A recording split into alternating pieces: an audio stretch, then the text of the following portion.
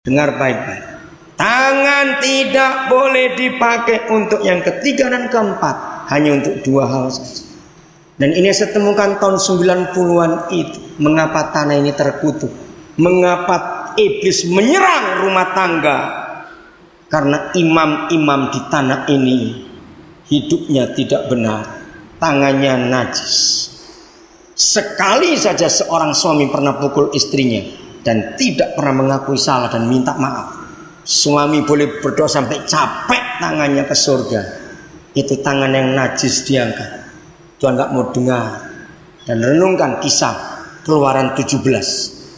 Ketika setan menyerang keluarga kita dengan penyakit dan kecelakaan, dengan macam-macam.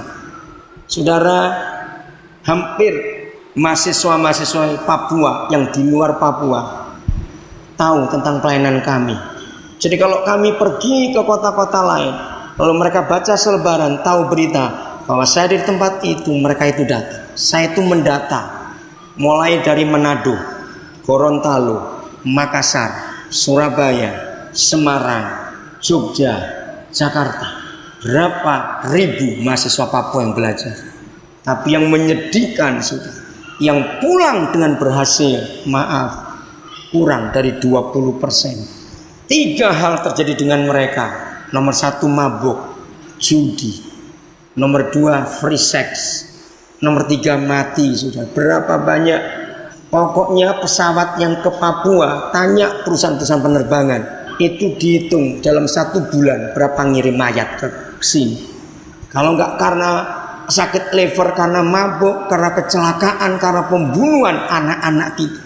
Maka itu walaupun ribuan yang keluar Papua untuk belajar, yang kembali cuma sekian persen, maka itu tanah ini gak dibangun oleh orang Papua sendiri.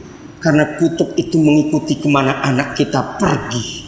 Mereka gak ada yang melindungi, sebab tangan imam mereka najis. Kalau tahu mereka itu punya imam, tapi lebih banyak yang gak punya imam, maka itu setan-setan mengambil anak-anak itu. Lalu mau kemana kita ini sekarang? Ini fakta yang terjadi. Sudah jangan harapan Pemda, gak ada gunanya. Mereka sibuk dengan urusan perutnya dan partainya sendiri saja. Gereja yang diharapkan di tanah ini untuk menyelesaikan semua kasus masyarakat dan sosial ini. Maka itu mari gereja sadar akan keadaan ini. Kalau uang otonomi dipakai baik-baik untuk membiayai anak-anak kita, sudah hebat.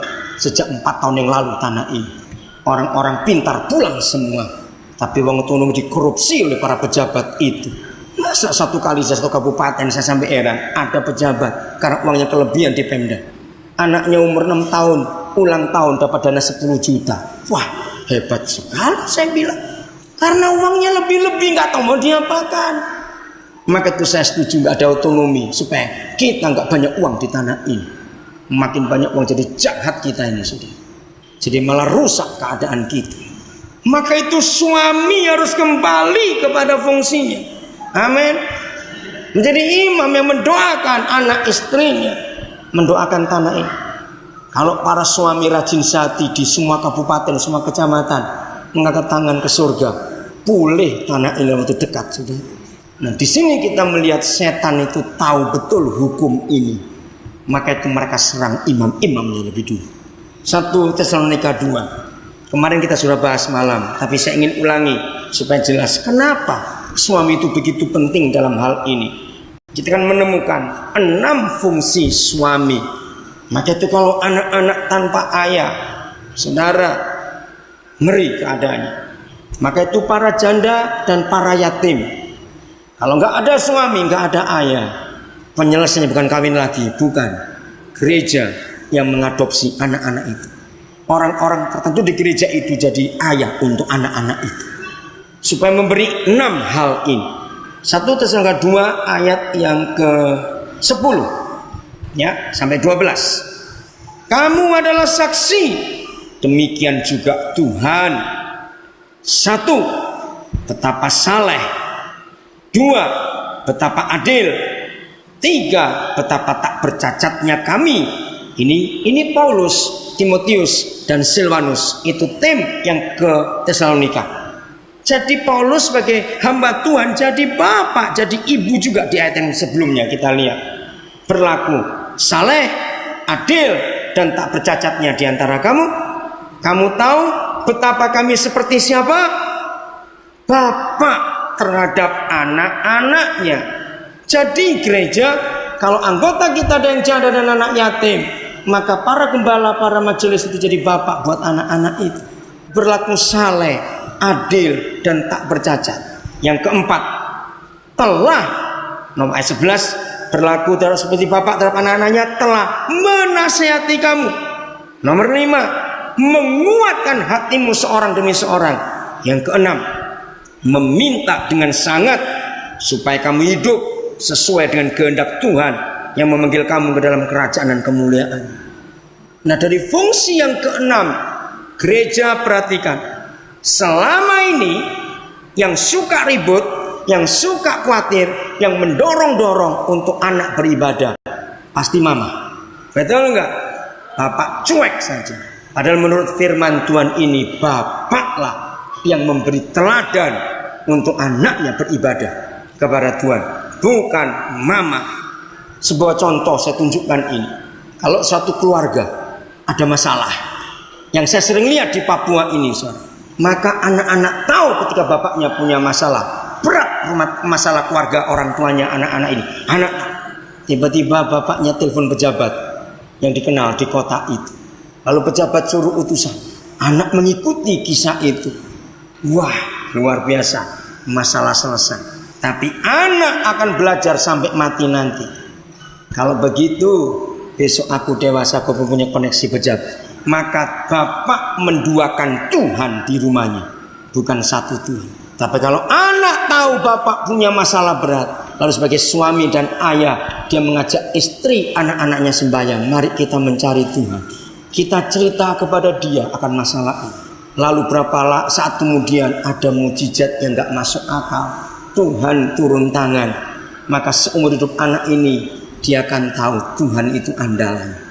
Nah, inilah contoh, memberi contoh ibadah kepada anak-anak. Kalau pagi-pagi ayah bangun, nggak sibuk, mana kopi? Ribut duluan. Tapi begitu bangun, bapak ini langsung berdoa, baca Alkitab. Anak melihat, anak pasti akan ikut cara itu. Inilah tugas seorang ayah. Meminta dengan sangat. Saya akan mulai dari bawah. Yang keenam, itu artinya mendisiplin. Maka itu kalau bapak nggak berfungsi baik, anaknya hancur. Catat contoh 1 Raja-Raja 1 ayat 6. Ini contoh bapak yang nggak mendisiplin. Daud, keluarga yang diurapi, ternyata gagal jadi bapak yang baik. Anaknya amburadul. 1 Raja-Raja 1 ayat 6. Jadi disiplin itu penting. Bedakan, keras itu tidak boleh bagi ayah, tegas itu harus. Bisa rasa bedanya keras dengan tegas? Nah, yang sering terjadi, kita keras kepada anak, patah anak itu kalau kita keras. Kalau kita tegas, artinya begini, kemarin kita berkata tidak, hari ini dia minta lagi, tetap tidak. Jangan berubah ya, anak itu bingung nanti. Nah, yang mana ini? Bapakku. Nomor 5, menguatkan hati. Ini yang saya temukan. Anak yang bertumbuh tanpa ayah, anak itu cenderung pelin-pelan, nggak pernah tegas, nggak bisa ambil keputusan. Karena apa? Fungsi yang kelima tidak dinikmati oleh anak itu. Memberi dorongan untuk berani pede, istilah umumnya, percaya diri, self confident. Saya masih ingat waktu masih kecil, papa saya ngajar kami berempat, kami laki semuanya berempat. Saya dulu nggak ngerti, setelah saya jadi hamba Tuhan, saya belajar ayat ini, saya ngerti. Satu kali, saudara, dia menyuruh saya angkat meja itu, meja besar. Saya bilang, papi saya nggak sanggup. Kamu bisa. Nggak bisa. Coba letakkan tanganmu di ujung meja. Saya masih bengong. Saya letakkan tangan di ujung meja seperti gaya mau ngangkat. Tiba-tiba tangannya dari bawah yang mengangkat meja itu. Saya bangganya luar biasa. Saya cerita ke ibu saya cerita ke nenek saya. Ore, saya bisa ngangkat meja. Bukan kamu, papamu yang ngangkat tadi. Tapi kan bangga namanya anak diberi dorongan seperti itu. Maka itu saya selalu anjurkan kepada keluarga-keluarga yang anaknya masih umur 2 tahunan, walaupun laki ataupun perempuan sama.